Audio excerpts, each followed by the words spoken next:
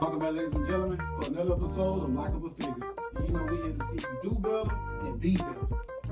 And in this episode, we're going to be going over how to maintain and set weekly goals that can get you to accomplish that ultimate goal that you're trying to accomplish. We all know when you got a big goal, you must break that goal into small, bite-sized chunks before you can get anything accomplished with it.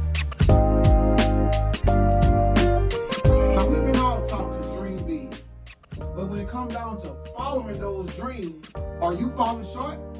That's the question that you must ask yourself, because you can have the dream to do some astronomical things, but if you never take the small 1-2 steps to get towards a bite-sized piece of that dream, it's never going to happen. I'm sorry to tell you. There are millions of reasons of why someone can't accomplish a goal that they set for themselves. If one thing is clear about those millions of reasons that we have not to accomplish, one we know is because we don't have short-term goals to get you to that long-term goal. Now, there could be millions of reasons of why these things can't happen for you, but one thing is clear: only if you have been taught, you have not learned how to set weekly goals that can change your life. You might be not sure where to start at, or you could be overthinking your goal entirely, or even worse, you might talk down to yourself or allow others to steer you away from that goal that you so dearly want to accomplish. Well, with this video, I'm going to help you, show you how to set short-term weekly goals that can help you and allow you to accomplish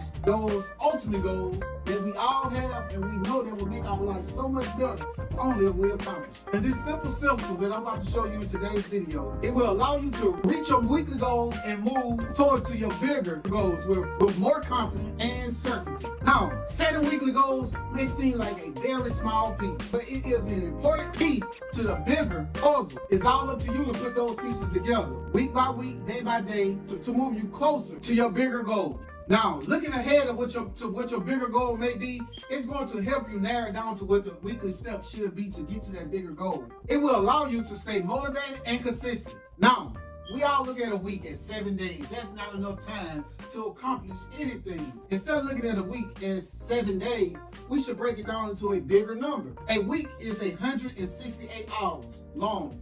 Now, within those 168 hours, you need to subtract your 8 hours a night for the people that sleep in 8 hours a night. If you have a 9 to 5, you're going to subtract between 8 to 12 hours, the number that you have left over. This number is your total complete hours that you have for yourself to work on you. You need to make yourself a priority. I know we have other priorities, but the top of that list should be you. So you need to better yourself in every aspect that you see that you can better yourself in. With that 168 hours, imagine if you was the best version of yourself for 168 hours straight. That's what we have tremendous impact on your life, because if you do something so often enough, it's going to become a habit. If you practice on doing these things and the repetition of doing them, it's going to become you. You're going to become that. Imagine having one day that you are intentionally doing what you are doing.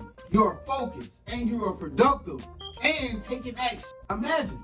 Now, the steps that I'm about to give you right now will help you set weekly goals to change your life. You want to make sure that your goals have the right characteristics. Your goal has to be specific. So ask yourself, what is your specific goal to be accomplished this week? Make sure that that goal is actually achievable. Having a realistic approach will allow you to move forward and with more ease.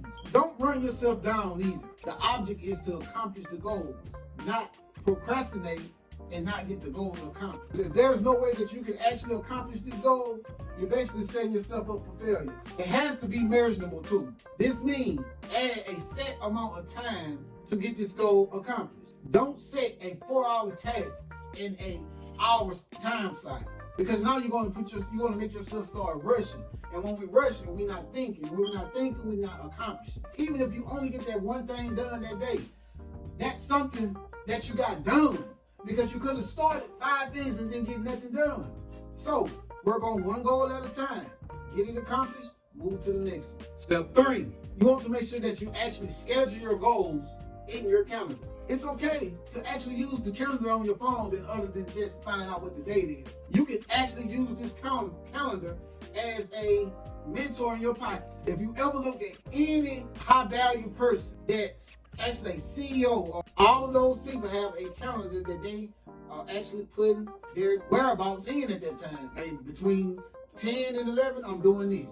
Between 12 and 1, I'm doing this. You need to adopt that behavior because this is a great behavior to have. We can use the notes in our phone and make a to-do list. A to-do list is only useful if you're paying attention to it, because sometimes you can put things on a to-do list and never get them done. But if you constantly got a reminder going off in your calendar of your phone, if you look at that reminder on your phone and it's telling you you're just supposed to be doing this at this particular time and you ignore it, now if you don't get that goal accomplished, you know that it ain't nobody's fault but who? Yourself. When you're making these reminders on the days, try not to pile all activities on one day, because nothing kills motivation more than a never-ending to-do list. The first step you want to take in setting weekly goals that can change your life is take time to reflect. Reflect on what it is that you're trying to get accomplished. Take your time and reflect on how did last week go. See that the pitfalls and failures that you had last week are the things that you did that took up so much of your time that you weren't able to do something else. You want to make sure that you look back at your failures and your achievements from last week, because doing this will help you rank this week's tasks and set clearer goals to reach more success. You want to ask yourself, what did you achieve and how do it relate to your ultimate goal? And did you fall off track? And what happened if you did fall off track? And are you simply happy with the progress that you made last week? Answering these questions can give you a great insight on how well you have used your 168 hours last week. You can account for the errors that you made last week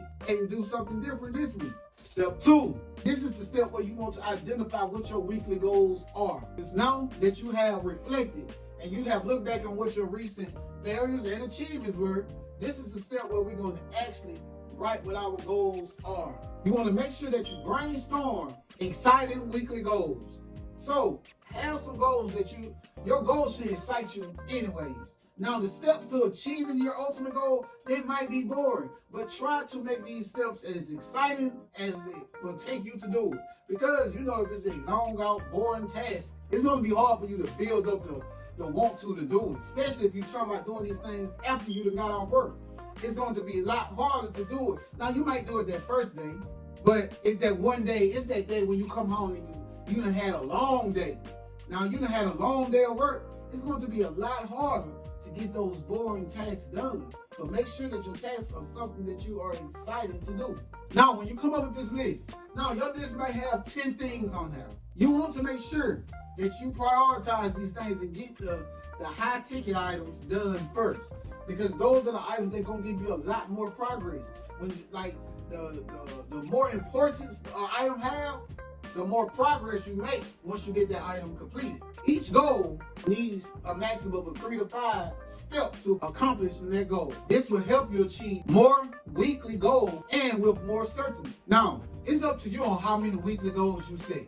However, you must take into account for the commitment of time that it takes to get each one of these things accomplished. Once you start something, you want to do that one thing until you finish. You don't want to jump all over the place. That's how you get to start a bunch of things, but you never completed anything. So once you start something, that's the thing that you work to complete.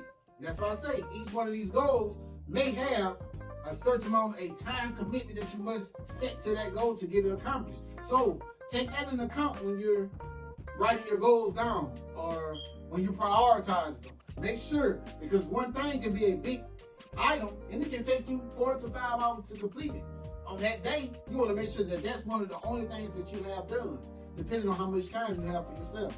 You want to keep in mind that unexpected interruptions will happen, but you want to account for that. So if it's something that can be lengthy and take a little time to do, you want to make sure that you allow yourself to set enough time to get that thing done. Step 4, you want to learn to celebrate your achievements, no matter how small. This is a big part of setting weekly goals that can change your life. It creates a sense of a job well done and motivates you to create even greater weekly goals for their own. People often forget to celebrate small wins. You can celebrate a win, whether if it's the smallest thing. It's something that you have accomplished. Now, once you start seeing that, man, I have a lot of accomplishments, those are things that you can celebrate. And celebrating your goals can be, hey, I'm gonna give myself a glass of wine. Hey, I'm gonna get a smoothie. or I'm gonna have this for lunch. Anything can be a celebration for you accomplishing things. You have to, it's your life. Make your life exciting. Take a moment to acknowledge that you actually put in some work.